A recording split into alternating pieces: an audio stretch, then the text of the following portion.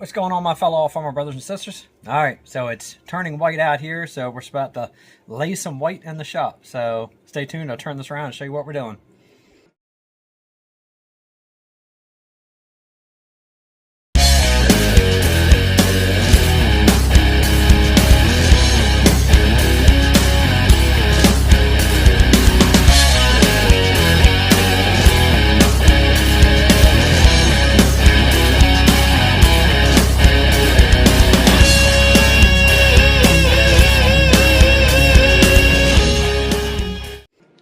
All right, my friends. So this is when I'm glad I have a place to do this painting at in the wintertime, because the weather outside with the snow again, I would have been screwed on this tractor trying to get this thing done. But we're finally coming down to laying the white on the grill, laying the white on the inlays, masking all that up really good so red paint doesn't bleed under. And then we're going to go ahead and spray the red on all the sheet metal, 2 coats, and then we're going to clear coat it. And then hopefully I got everything to the point where the clear coat should lay down really flat, especially for the tractor. But if it doesn't, I guess we'll be doing some wet sanding and buffing. I'm hoping I can get it flat enough where I don't have to do that. But anyway, so this video, it's going to be pretty much all that. So I'm going to spin this around. I got a little bit of sanding to do on the grill for the high build primer. That's the only thing I didn't sand yet. Once I scuff that down, any spots that I see, which I don't really see any, we're going to block this puppy down real quick, and then put the paint booth back together, because I got all that old plastic and everything down I had in here to contain it. Which I tell you, you don't realize how much of that red overspray goes everywhere until you put up something like, that plastic. And once you realize how bad that is, that's how much coats your shit in the shop. So, yeah, let's just say I'm glad I had all that plastic up and the cardboard on the floor, because it would have been a mess. Anyway, let's go ahead and flip this around. I'll show you what I'm getting ready to work on. Alright, so here she is. All straight and looking good. I tell you, I'm not looking forward to those other 2 grills. I'm not sure which one of the 2 I'm going to use yet, but this grill wasn't bad. And it took a lot to get all the imperfections out. The other 2 are definitely not in as good a shape as this one. So let's just say they're gonna work me trying to get them things straight. But anyway, so we're gonna go ahead and block this down with 320, and then once I get it blocked down, get all the areas kind of cleaned up the way I want them, wipe it all down. What I'm gonna do is I'm gonna shoot it with excuse me, I'm gonna shoot it with Windex. And that way it'll get the surface all prepped and ready, and we're gonna lay some paint. So, all right, let's go ahead and I'm not gonna do the whole grill, the color sanding here, but I'm just gonna kind of show you sanding down the filler primer, the process, since I really didn't show much on the other parts. All right, let's knock a little bit this down here. So I kept some of the old paper from the other spots to help bend it and get inside those little crevices. I'm just gonna go ahead and just wrap this around the block like that, and again, 320 grit. That's actually really good for the high build. And basically we're just going to block down the flat areas until you don't see the little divots anymore. If you don't see those little divots when you block it, your paint will lay flat. As long as you spray the paint flat. If you spray it not thinned out enough and it's very lumpy and bumpy, it doesn't matter what you do with the primer, your paint's going to look bumpy. So if you thin your paint out correctly after doing this process on your high build, your paint should lay out real nice. Now again, I'm only worried about doing this just to the flat surfaces, because that's the areas it's going to show when that paint's on there. Luckily the white is actually semi-forgiving, so I'm not really going to super stress the white portion here.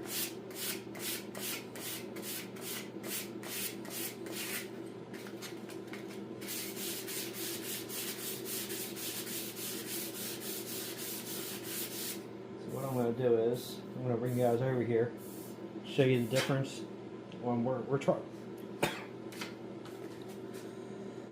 Alright, let me bring you over, show you what we're trying to achieve, which is this look right here.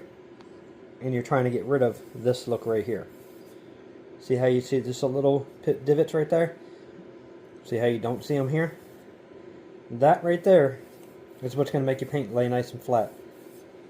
So let me see if I can kind of hit one area here. See if I can show up the divots. Well, I got that one actually pretty good.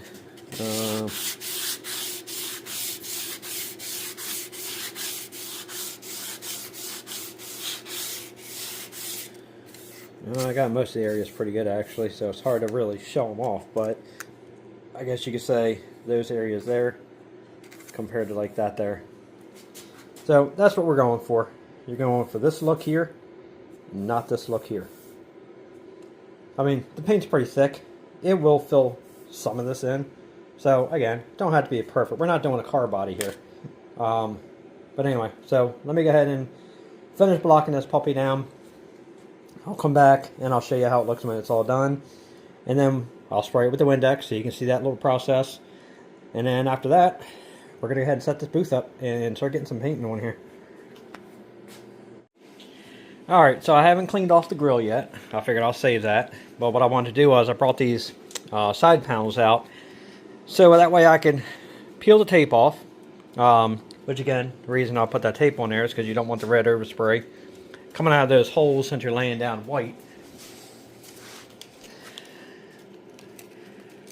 And then you got to try to get that red overspray off because you don't want it bleeding through into your white. And then obviously, since I sprayed under here, I got the edges, you know, for the most part from underneath. Any of the overspray that was left on the edge, again, just take the 320 real easy. Just, you don't want to cut really any more than you already did because you already got it perfect, if you got it perfect. And just go over the edges real easy. And that way, if there's anything left on the surface, you'll take it off.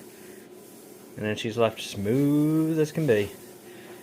I'll tell you, this panel, these hood panels, both of them, they came out so nice, so smooth. Absolutely zero divots, dings. I mean, I can't feel anything. Again, I'm not a body man for a living, but if you're going to do it, take your time, do it correctly. You know, it's easy when you do this kind of work on these tractors just to take them. Okay, it's going to be a little mess over here when I show you this because all the parts for the tractor are sitting around this one. And my welders are right here. But it's very easy to take a 300, you know, tractor or whatever in this condition and just clean it up, shoot red paint all over it, put some new shiny emblems on it. Boom, she looks like a new tractor. Anybody can do that. But if you don't take care of stuff like this, it's just going to show up and it's going to look awful. As you see things, mark them, fix them, and then that way, when it gets to the point of paint, it comes out flawless. Okay, like the bottom of this is an example. I didn't do body work under here. I didn't worry about filling this all with heavy primer to get all these little divots filled in. It's the underside of the hood panel. You don't have to go that far, but it still looks good under there. But I wasn't worried about going that far. But right there is a prime example. If you just paint your tractor without fixing those kind of spots, that's what your outside finished surface is going to look like. And why, yes, from 10 feet away, she's going to look freaking amazing. When you get up on it, you're going to see everything. Take your time. If you want your tractor to look good, instead of saying, well, I'm going to do it next time. Do you really want to go through all this work again next time? No. So just do it once and be done with it. So, just like the Super Ray, the bodywork came out absolutely flawless on that thing. And yes, it took a lot of time, a lot of sanding, a lot of going over it repeatedly. But look at the end result. I mean, she came out gorgeous. This one ain't going to be any different. This one's going to have a front loader on it. This one's going to be out being used to run 3-point stuff for trenching, you know, water lines, you know, in the ground. It's going to be used for the bucket. It's going to be used for all kinds of stuff. But damn, she's going to look good doing it. So, that's just my opinion. I mean, if you guys are going to do it, you can kind of, you're going to find out and see, once I paint this, and once it's clear coated, how it comes out. And then, Yeah, I'm not going to lie and say this is a lot of fun, because honestly, all this bodywork sucks. I mean, hats off to those guys who do it for a living. But if you do it every day, I'm sure it's not that bad. But let's just say it takes some time. So, again, take your time, do it. Do it correctly. I mean, you saw in the other videos a lot of the highs, lows, a lot of the divots, a lot of the imperfections, everything else. I mean, look, I'm running it over with 320 sandpaper. And it's perfect. So, anyway, all right, enough of that. I'm going to go ahead and I already got the red areas on here knocked off. So what I'm going to do next is I'm going to go ahead and put some tape on the bottom side, cover these holes here, and then I'm going to put tape on the bottom side of these now so the white doesn't bleed through onto the other side. Tape that up, and then I'm probably just going to go ahead and just spray this. I'm not masking anything up, because the reason I don't want to mask it up is because I don't want any sharp, hard lines from where the masking was. So I'm going to try to concentrate the paint into here. Once I do, and this has got its 2 coats on there, and everything's laying down nice, I'm probably going to take my 320 again, and I'm going to go around these outer edges, scuff any of the white paint that oversprays around here, clean it up, so that way the red paint has a tooth to bite to, and it's not going over top of shiny finished paint and flaking off. So once this is done and we get this scuffed off, then I'm going to go ahead and take my tape. I got real fine tape, and I'll show you how we do that. And I'm going to lay down inside here and follow this inside here and tape all this up. Not up here, not out here, inside here. So we're going to cover all this up so that way the red paint will lay inside these areas. And then it'll run out, because see over here, you don't have anything on the hood panels over here. That body line runs out about 3 inches from the edge. So that's where we're going to run our straight line and run it out. And then do our thing. So, like I said, it's not bad. We're down to the nitty gritty now. So this is the fun part. This is when you see it all come together, all your hard work. Once these are all painted and I got them put away and protected, we're going to get that 450 in here. We're going to start assembling that puppy. That is what I'm looking forward to. So anyway, all right, let me get this wrapped up. Let me get it put away, get this booth in here, then we're going to lay this white down. Alright, so the new lab is set up. All new cardboard, that way it keeps the dust down. And we are ready to spray the white. I still haven't cleaned this yet, so I'm going to clean this right now. And all I use is Scott's shop paper towels and just Windex. And that's it. So I'm going to go ahead and spray this. I got to do the underside first. Yeah, unfortunately, I should have sprayed this underside the other day. I wasn't even thinking about it, honestly. So I'm just going to have to go ahead and spray the underside, spray these 2 inlays, give these the 2 coats, give this underside the 2 coats, and then once everything dries, I'm going to have to come back out here, mix this all up, and then spray the face of this tomorrow. Once I get this sprayed on both sides, this is going to get put away for now, and then we're going to go ahead and give that probably at least about 2 days or so to dry before I start putting masking tape and the pin stripe tape all around that inside. Once I get that done, get all that covered up, scuff down the white, and we're going to go ahead and go to town and start spraying this red. So, but as I said, this is ideal. Keep your area nice and clean, because if you're painting and you're spraying across here, the air pressure hits all that old paint that's on the old plastic, it'll settle and fall right onto your new paint. So try to eliminate that, and once you're ready after all those other small parts, set up your little spray booth and go to town. Alright, let's go ahead and set up the stand. Nothing special. Let me just shoot this with Windex, and then we're going to start laying some white down. Alright, I always try to keep 2 rags handy, so I can have one for the spraying, and then I can do a final wipe with the other. Now I got to be careful on this side, because I can leave some of the little naps behind, because obviously I didn't bother with the sanding process and the blocking on this side. So once I get all these little dust fingerprints out, which isn't many, I'll flip this over, but I can spray the other side pretty heavy. See, sometimes the rough edges will knock those little naps off, so just make sure you get those. Another little thing you can do is take a spray gun, without any painting, obviously, and just use the air pressure with the paint gun, and you can get us a quick blowout on the inside, which is all I'm going to do.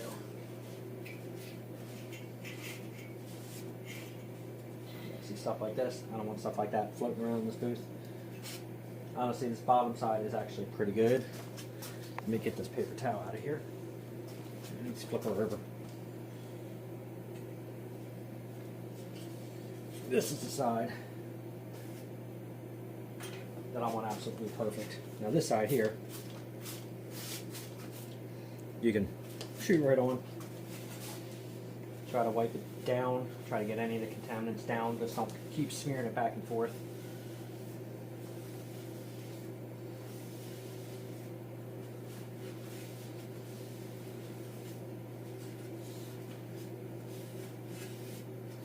So not rocket science, you're just getting all the contaminants off if you can.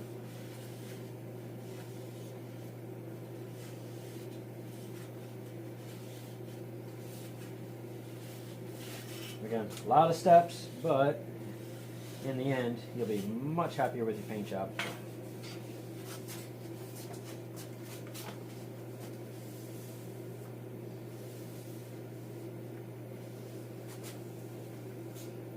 And again, once I get all this wiped down, I'm going to go ahead and hit it with the air gun, well, with the paint gun, with the air, and just give it a quick little blow off.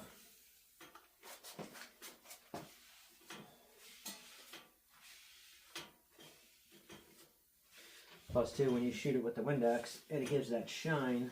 It kind of gives you a little bit of insight on how it's going to look when it's done, and so far, it's going to look pretty good. Let's just say I don't want to do another grill this bad as these, but well, got no choice. Can't really keep buying them perfect because a lot of them aren't out there anymore. Alright, that's good there. Now I'm going to go ahead and wipe down these panels. Alright, so for the most part, these are actually pretty clean anyway.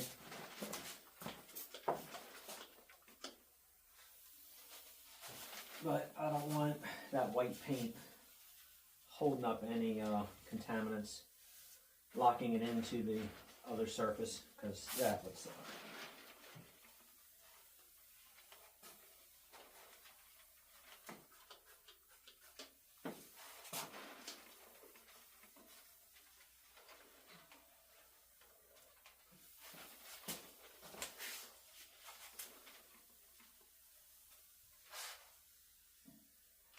Yeah, that Windex on there, boy. That thing actually has a real nice, straight, smooth finish. I like it.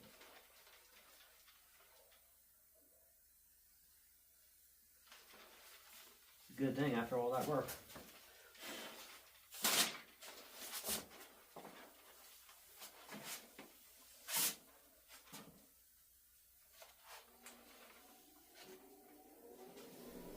Alright, that's good.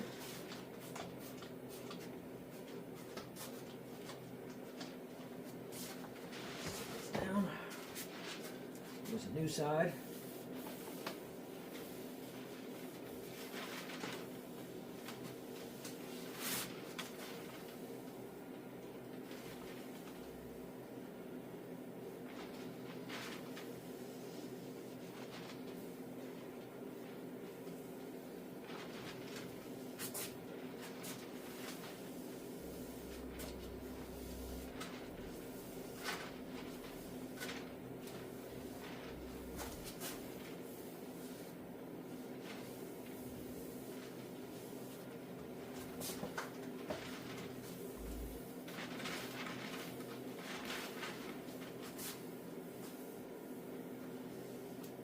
Alright, that's all we need to do there. Grab the air gun. I don't know why I keep saying air gun, paint gun.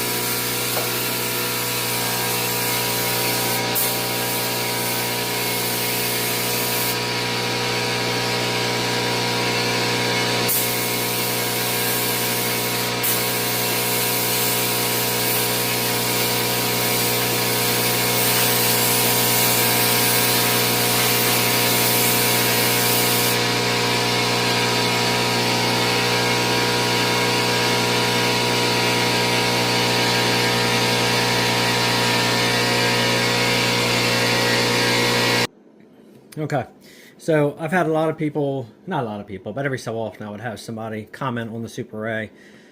For some reason they think that I sprayed gold and red instead of the white and red. And another reason I sprayed that tractor with the red and white is because in its lifetime, somewhere in the 50s, I think it was probably like mid to late 50s from what I was told by the original owner, the IH dealership that tractor went to at the time sprayed it, not the same way I did it, but sprayed it red and white to go with the 50 series tractors. When I started stripping the paint, I did find that white paint. Now, no, it wasn't a demonstrator because it wasn't everywhere. It was just on the areas I painted. So that's why on the Super A, I decided to go red and white, because in that tractor's lifetime, it was painted that way. No, it didn't come from the factory that way in 49, but it did get done that way from a dealer. That's why I opted to go with the red and white. Now, this is the white that I used on that tractor. See if you can see that. All right, it's a magic paint, works fine. It's an IH white. There's your part number, 8-2951. So, some people thought for some reason I sprayed gold. It's not. It's an off-white. These tractors never came with a pure white. This actually works pretty good to get it pretty damn close to that original white. So this is what I'm using. So for the little bit that I'm doing, I only need to go probably about 12 ounces worth of paint. And I'm going to go 6 ounces of acetone because I want it to flash off fast. Yeah, I said 12 ounces. Yeah. So we're going to 20. And then for the hardener, instead of using the magic hardener, I'm going to stick with the Restoration Shop hardener. I'm only going to go maybe a half to 3/4 as far as the hardener on this. Since I'm not going 16 like I usually do, I want to reduce this down as well. So 12 ounces of paint, and then we're going to go, what, 18, what did I say, 6? It's usually 8. Yeah, so we're going to go about 18 ounces. So we're going to get 6 ounces worth of acetone, and I'm going to go up to just under 19 with the hardener. So it's going to be under 20 ounces. That'll be plenty for what I'm spraying. And then obviously it leaves me enough of this left over to go ahead and do 2 coats on the surface of that grill once the underside hardens up. Mix it good, because the stuff will be thick and most likely lumpy. This isn't that old, at least for me, from when I bought it. But you still got to mix it up really good. But there's the color compared to a bright white. So you can see the off-white color. Alright, get down in there, bring that stuff up from the bottom. See when I scoop into it, see that little edge on that bottom right there? That means some of it's still settled down there. So you could go in there with a drill and a paddle, and again, you can mix it that way if you want. I'm not in a hurry, so I don't care about stirring this a little bit.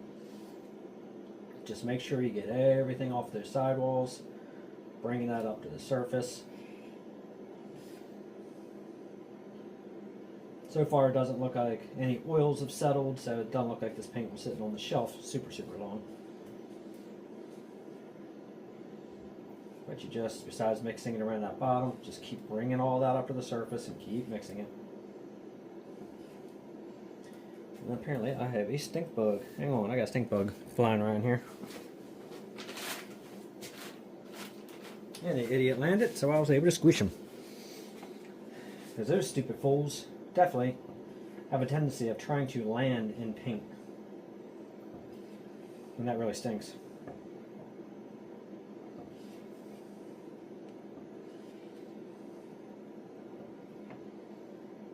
Okay. Now I went ahead and I went with a new paint cup because I don't want to use the one I've been doing all that red in, because I don't want any kind of red tint in this.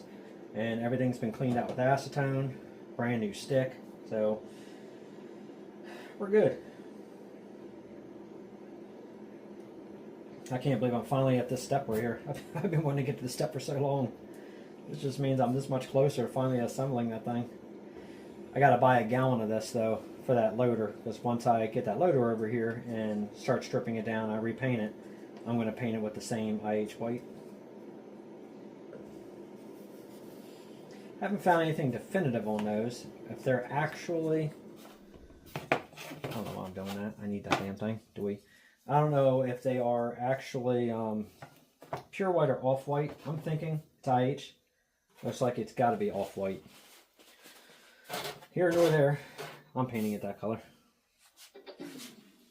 Alright, let's get this to 12.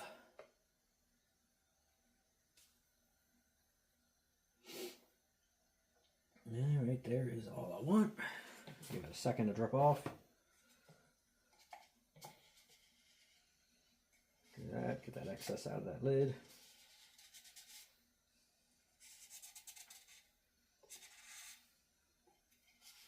Yeah, I'm not sure why so many people try to give the magic paint such a bad rap. It actually doesn't work bad at all. And you can wet sand it. I have, even though people say you can't.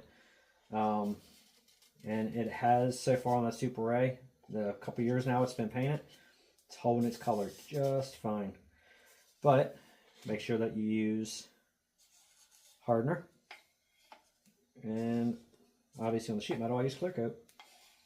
And if you leave your tractor outside, cover it up.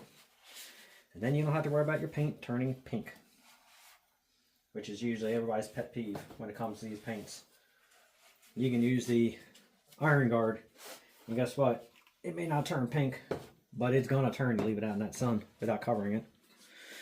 All right, let me go throw this away and mix this up. All right, it's been a long day. It is about that time. Yes, yes, you know what time that is.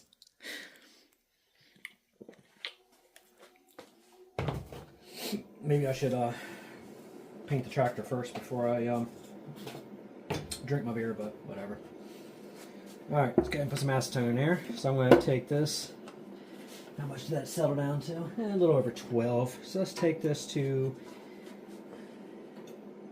18. It's a brand new container, so this is, even if you turn it sideways, it's going to spill.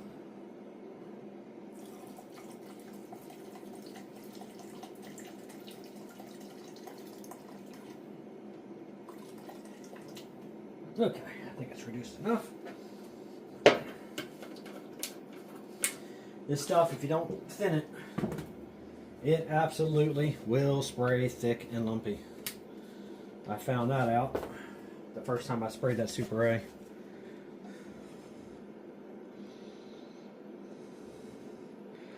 That's about, maybe about 3/4.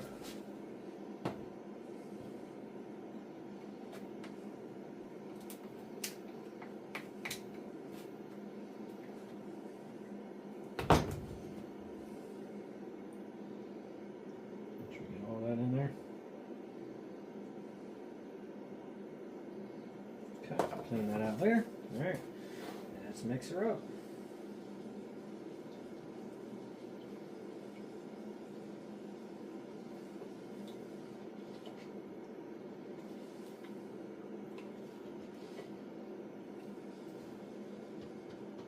Yeah, the first time I did spray the magic paint, I didn't really reduce it much. Let's just say, whew, that came out almost like I was spraying spackle out of that paint gun. Start coming out thick. So I thought it was actually something wrong with the paint gun or the compressor. But no, just didn't reduce it enough.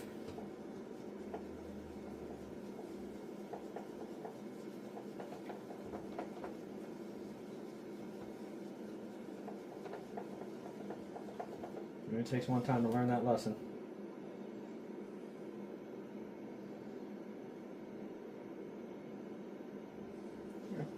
Got a good consistency so far.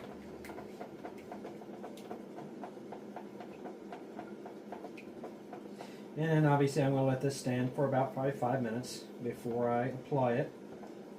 Give time for everything to bond together. So I'm going to leave that paint stick in there. I'm going to mix it up one more time, out a few minutes, and then let's shoot some paint. Alright, let's go ahead and dump her on in there.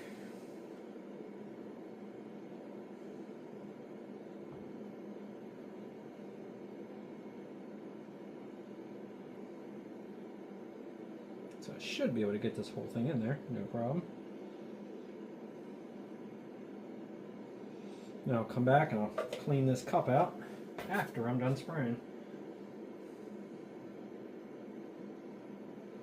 Say, I love these disposable paint cups and all. They make the job so much better when it comes to cleaning up this paint gun at the end of the day.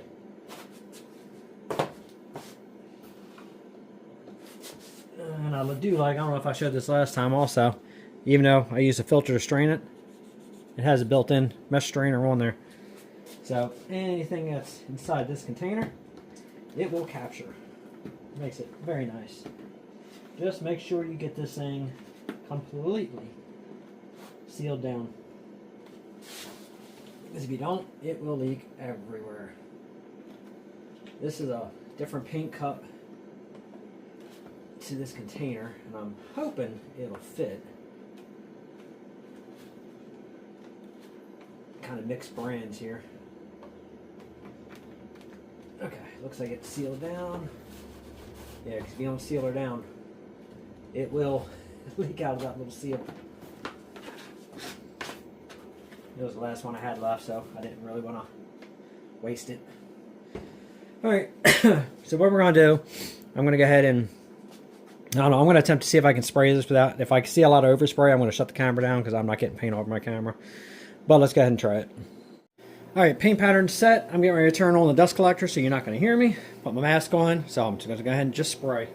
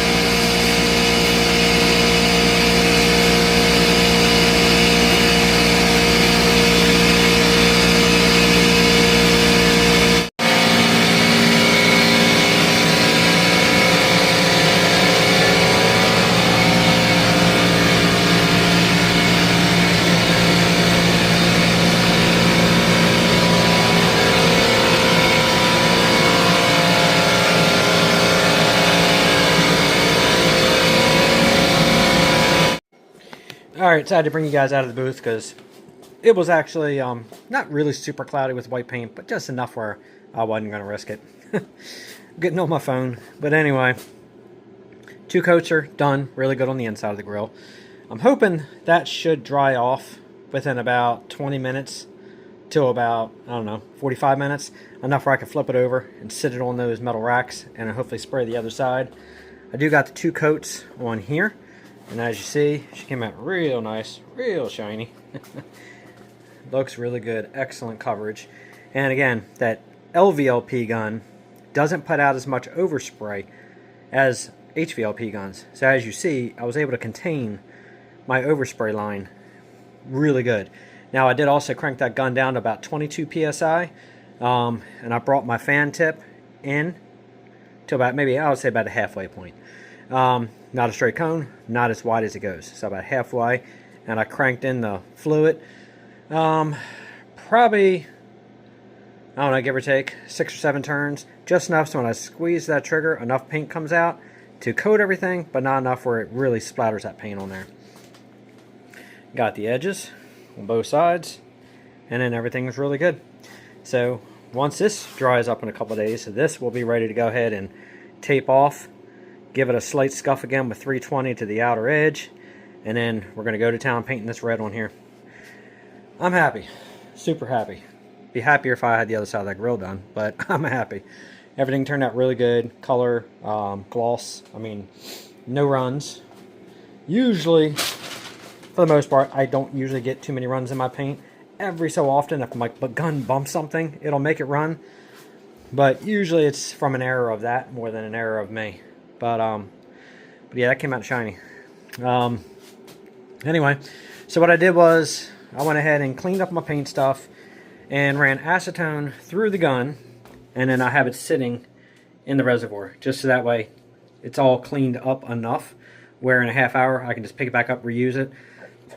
It won't be gummed up with paint, and then after I do my last coat, then I'll clean the gun completely. And let's go back out here. I'm trying to walk easy because I do have dogs and cats, and I don't want to kick up anything that could be brought in on my feet. But the cool thing about those disposable paint cups is they also come with little plugs, so you can cap your paint off, and that'll buy you about 2 hours before it actually is past its shelf life. But I got plenty in there to do the other side of that grill, so I'm hoping this thing will flash off pretty quickly for me. But all right, I'll be back after I get the other side painted. Well, when it hardens, I'm getting ready to paint the other side. All right, my friends, I went to plan B, and I got it. All right, last coat was put on these, so these, the white inlays, are done. That's it. Until clear coat goes on, they're finished. I went ahead and I just hung her.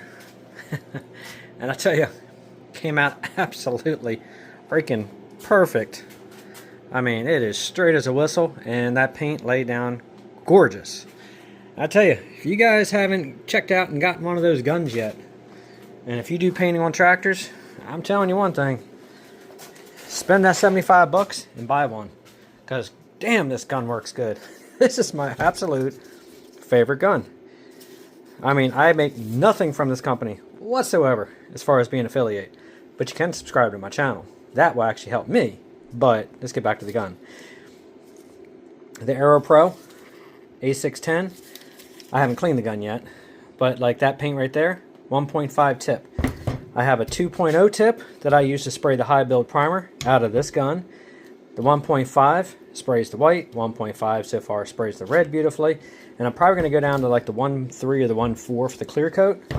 But you can do everything out of this one gun. And I'll tell you one thing, the overspray is not much. Pop yourself a halfway decent regulator on there. Like I said, I set this gun right here probably usually between 20 and 30. It depends when I'm spraying. Like this one here, I want to keep my spray contained, so I kept it about 22. If I'm spraying those big panels of red, I might kick her out to maybe 30, but you really don't have to go. You can go about 27. And again, air compressor. You only need a small one for that gun. You don't need much. It's a 20-gallon Husky compressor. I picked this thing up for 60 bucks from somebody off Facebook Marketplace. I set the pressure on this thing to about 75, and I run it through the gun. And she keeps up beautiful with that little thing. Don't need a huge compressor. I don't have to run the monster compressor for doing the paint and worry about the oil and the crap out of the lines. I saved that one for my sandblasting. That's all you need right there. Works perfect. Just got a little bit of oil separator right here, and the regulator, same thing. This right here is a little water separator. When the air pressure's hooked up, just push the button. If there's any water, it'll come out. Haven't had a single issue out of this thing at all, and it's sprayed everything. So between that, disposable cups, I mean, I tell you one thing, painting now is almost, I can't really say a dream because it's painting, but let's just say this makes life a shit ton easier. Anyway, guys, I think I am going to call it a day on this video. I think I'm going to make you guys wait till my next video to shoot the rig.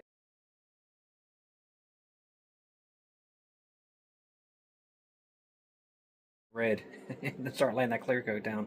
I don't want to make a big long monster video on this one, so please, if you guys haven't subscribed, please subscribe. And I say it all the time, everybody says it. It helps the channel greatly. Keeps the algorithm going in the YouTube magic marketplace, whatever it is, and it keeps the feeds alive, and it keeps you relevant. So if you don't hit that subscribe button, all 78% of you, it kills the channel. Subscribe, bring that channel up. Anyway, once we go ahead and get this thing painted, I'm going to start restoring that loader, and then we're going to do a video on that, and then put the loader on, and then we're going to use the tractor for work. So we're going to be more videos showing that thing doing all kinds of stuff, from 3-point trenchers off the back to the loader doing its job to whatever. We're going to use this old girl, and we're not going to get her dirty or scratched. Every time I use it, I'm going to wash it. Put too much work into it just to take it out and beat it up after this, so I'm not doing that. Anyway, hit the notification bell, like, subscribe, and share. Next video, we're going to go ahead and pinstripe all that white, cover it all up really good. I'll show you what paper I have and tape I have that doesn't soak in the red and allow it to bleed into your paint, which can happen. That's it. So until next time, thanks for watching, guys.